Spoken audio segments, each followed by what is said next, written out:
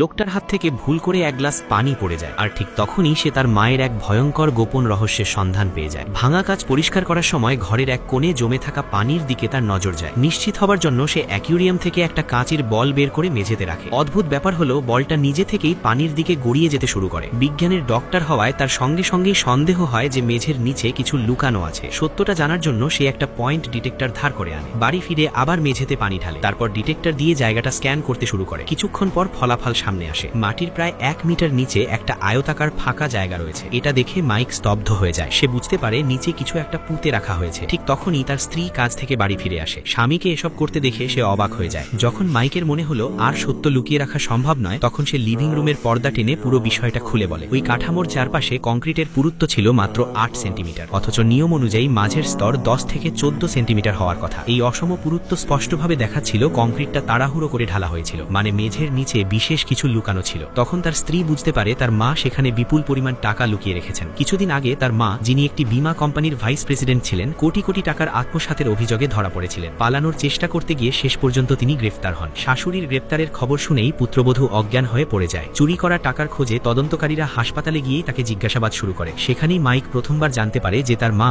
মোট $52 মিলিয়ন আত্মসাৎ করেছিলেন।